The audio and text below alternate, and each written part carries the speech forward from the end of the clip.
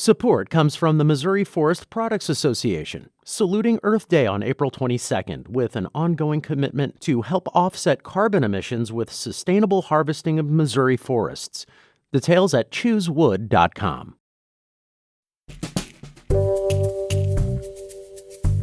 You're right. It's a great place to spot water birds and turtles and even maybe some owls or something like that if it's evening time. It's just a really peaceful walk. If you're not hanging out in St. Louis's most beloved park during this pandemic, you're not doing it right. Forest Park is actually bigger than Central Park in New York, so I think that's pretty cool that it is so large that you can find your little place there, your little niche to hang out, and it doesn't have to be overcrowded. This is St. Louis on the Air. I'm Sarah Fensky.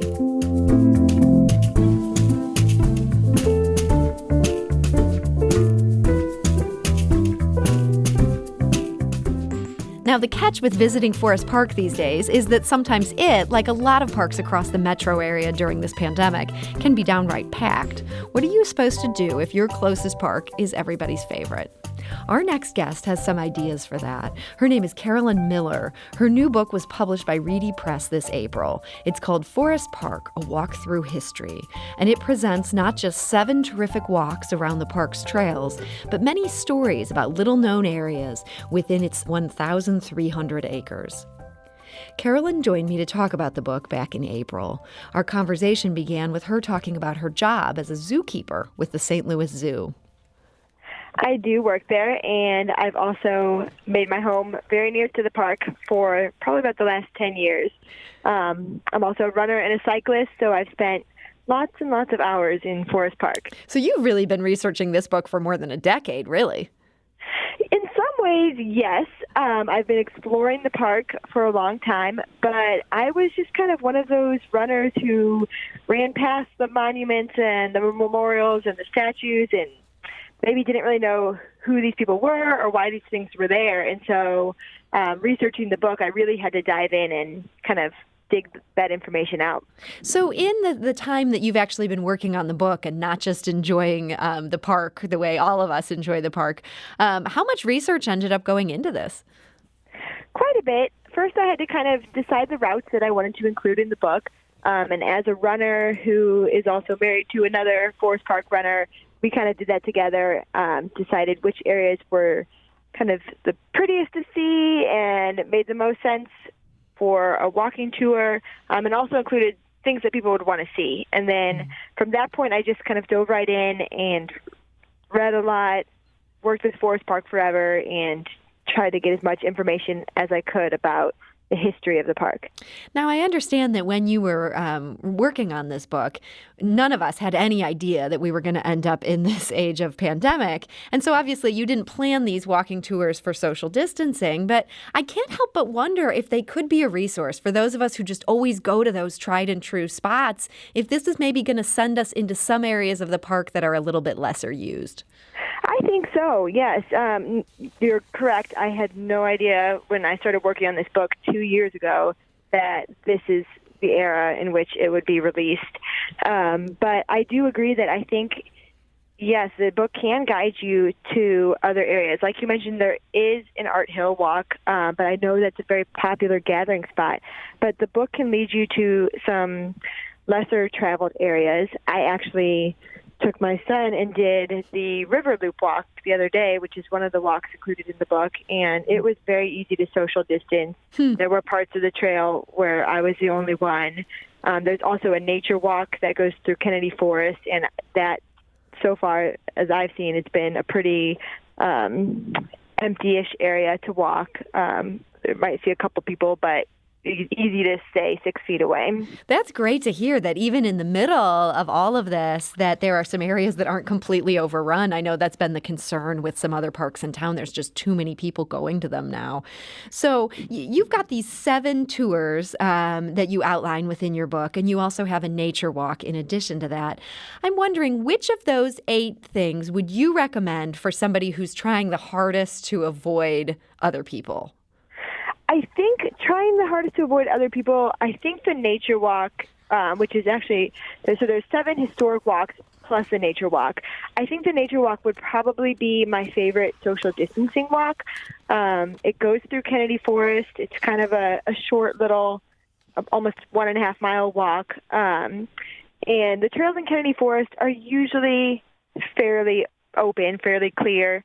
Like I said, the other one that I did the other day is the River Loop Walk, which kind of goes back by Steinberg and the Prairie near Steinberg skating rink, the Victorian footbridge by the Central West End. And that area was pretty open as well, that eastern end of the park. I think typically the western end and right in the middle where Art Hill and the Grand Basin are tend to be the more crowded spots.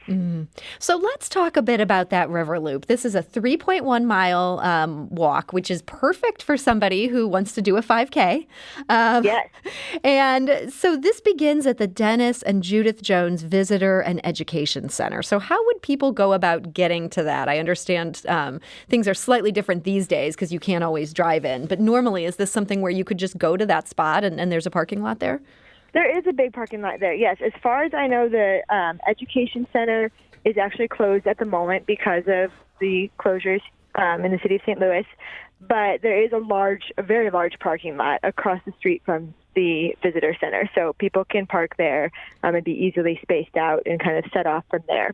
And you walk people through, for people who get this book, it's called Forest Park, A Walk Through History. You walk people through how from there they can go to Lindell Field, from there to Cricket Drive. One of the highlights on this walk is something I had no idea even existed within Forest Park, and that is we apparently have a Spanish cannon in here. Yes. Can you tell us how the heck did St. Louis end up with a Spanish cannon, apparently forged in 1783? Sure, yeah. So that was one of my favorite little tidbits that came out of the research for the book. The Spanish cannon is also known as the Examinador. That's its name, I guess. And as you said, it was forged in 1783. It was in the Spanish-American War, and it was actually gifted to St. Louis by the War Department in early 1900. And we didn't really have a place to put it, so they stuck it in the mounted horse police stables there in Forest Park. And finally, somebody found out it was hanging out in there, not really doing anything, and wrote an op-ed in the St. Louis Post-Dispatch written from the point of view and the voice of the cannon, just basically saying, like, what am I doing here, just hanging out with all these horses on this beautiful cannon? You know, I need a home. That sounds like the most amazing op-ed. And by amazing, I mean it could potentially be terrible. Yeah, it cracked me up. I just thought that was so funny. And they just, people read that and decided to do something about it. And so they made a little place for the cannon right there in Forest Park. And that was in 1901. So it's been in that spot since 1901. And you can actually see the cannon from the visitor center. It's one of the first spots that you can stop on the River Loop Walk. And yeah, if you're standing in front of the visitor center, you can just kind of see the cannon right over there. And then one of the other spots as people continue on this walk that you've put together for them, the River Loop, 3.1 miles through Forest Park, is the Forest Park Hatchery. And again, this is something I feel like I knew Forest Park. Turns out I knew nothing about Forest Park. What is this hatchery? The hatchery, don't feel too bad because the hatchery was actually one that I didn't really know that much about either. It's kind of a little bit off the running trail and the cycling trail, so it's not something that I saw really closely in my own park exploration before working on this book. But yeah, the hatchery dates back to 1879, so it's been around for a little while. At one point in 1894, it actually stocked almost 900,000 carp, so it was a place where fish could hatch, basically, a hatchery. And why were we stocking so much carp? Was this that they were, I guess, going to other fishing ponds? Yeah, exactly, yeah. So they would hatch them there and then could put them in other ponds or places to fish to kind of stock those areas as well. Today, the hatchery is not quite as big as it was at that time, but there are still 5 remaining ponds, and the Missouri Department of Conservation actually uses them for educational purposes. So that's pretty cool. And it's actually a lovely area. There's a couple of kind of stone little cottages there that serve as the office and the living quarters for the manager. And they're really cute little cottages, and it's a very peaceful, nice area to walk around. I tell you, this Riverwalk, there's so much on it. One of these other areas that you highlight on this same walk is the Prairie Boardwalk. This just seems like a lovely spot. I guess bird watchers are already onto this. Yes, I love the Prairie Boardwalk. That's one of my favorite places in Forest Park, and it's very peaceful. Like I said, when I was there the other day, it was very easy to socially distance walking on the Prairie Boardwalk. And you're right, it's a great place to spot water birds and turtles and even maybe some owls or something like that if it's evening time. It's just a really peaceful walk.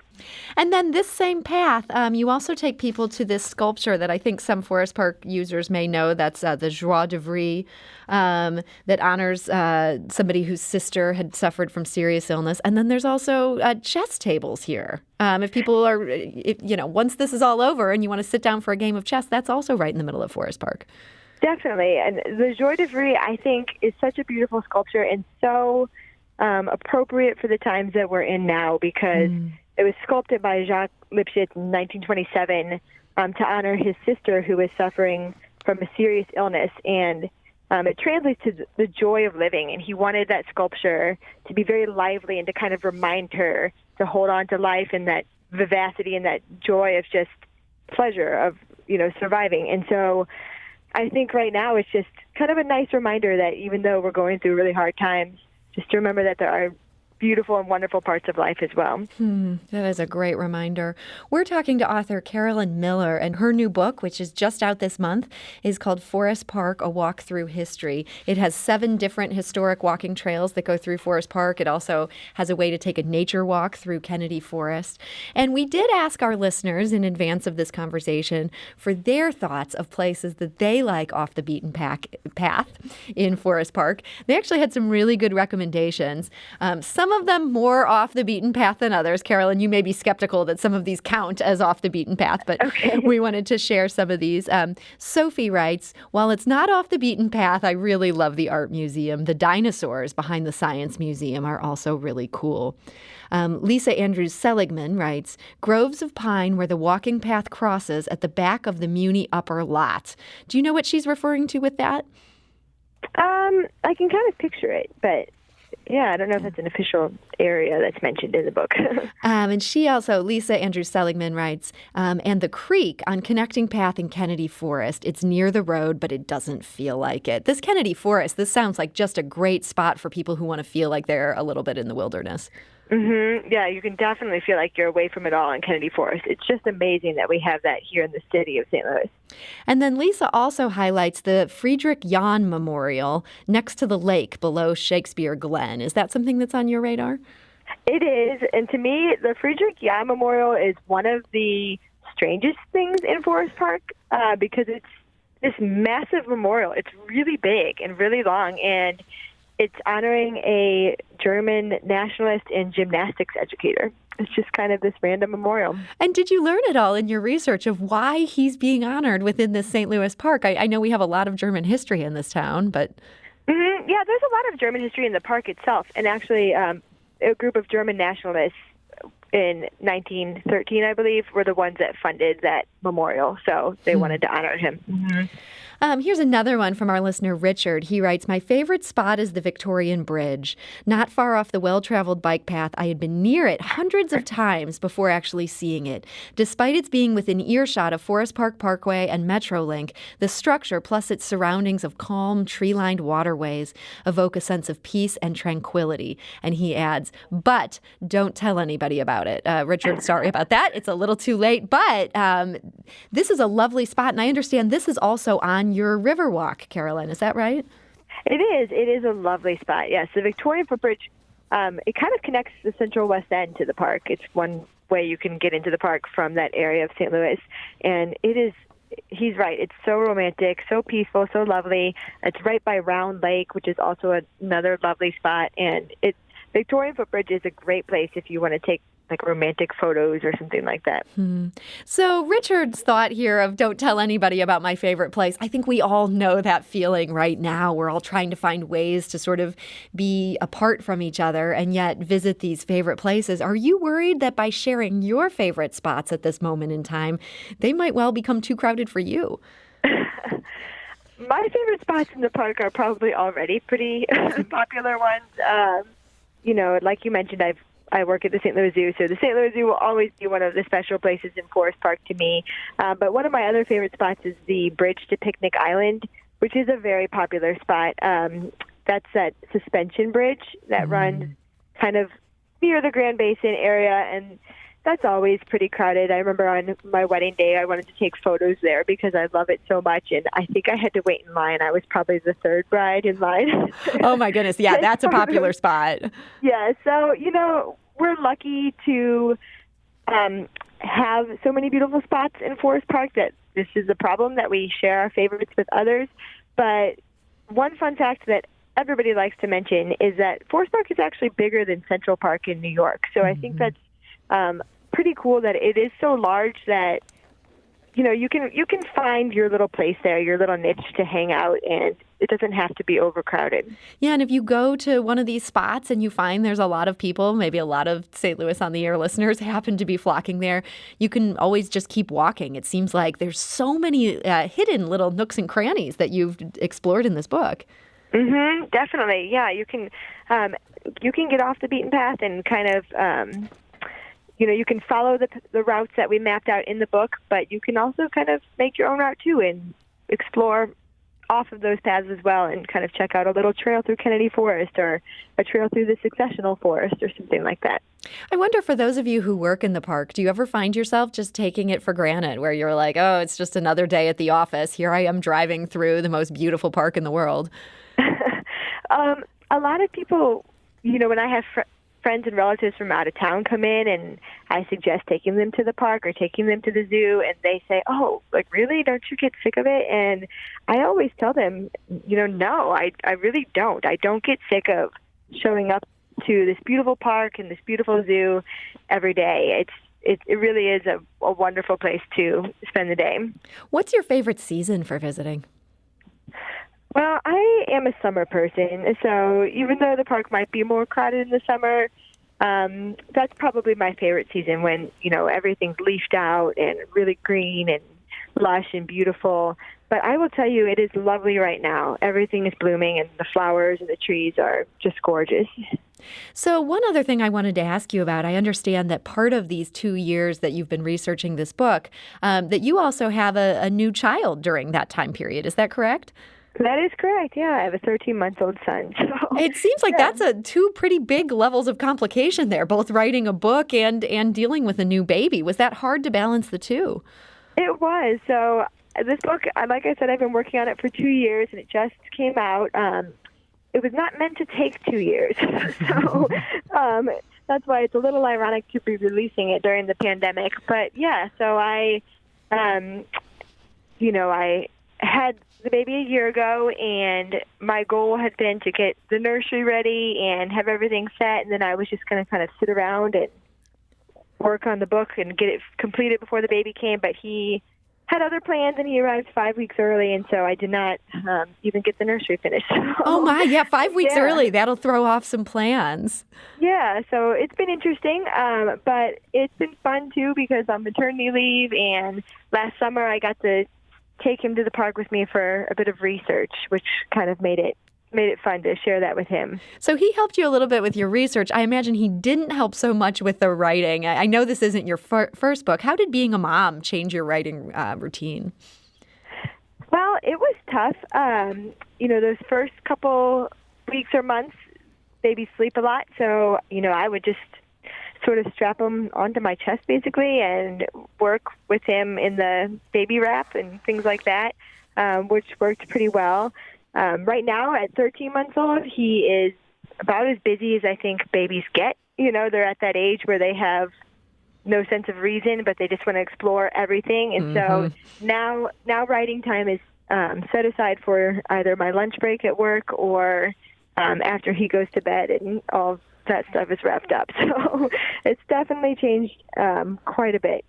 So he keeps you pretty busy. But hey, the book is done. That's a great accomplishment, especially for any new mom. I'm sure this feels good, even though this timing is somewhat hard in terms of promoting it and getting people to go to bookstores to buy it. It's got to feel really good to have this out there in the world. Yeah, it's exciting. And, we're kind of doing a soft release now. It's like you mentioned, it's a great thing to do if you're socially distancing and you want to walk in the park with your housemates. But I'm hoping once we get through this really tough period, I hope to have a more celebratory release later in the year. And I hope for your sake that's on the way. For people who want this book in the meantime, where is your publisher suggesting what's the best way to get their hands on it these days? So you can get it wherever books are sold, and I know a lot of local bookshops are doing shipments and curbside pickups and things like that. So definitely it's a great idea to support our local bookstores. If you want to order it online, you can order it off my website, which is CarolynElizabethMiller.com, or ForestParkWalkingTours.com is another website that we set up for selling the book. So pretty much, wherever you can buy books, this one should be found. That was my conversation with Carolyn Mueller, the author of Forest Park, A Walk Through History. It originally aired this past April. Is listening to an episode of St. Louis on the Air part of your daily routine? If so, suggest us to a friend you think might enjoy our conversations, and leave us a review and rating on Apple Podcasts on the App Store. It's the simplest way to help new people discover our show. Thank you.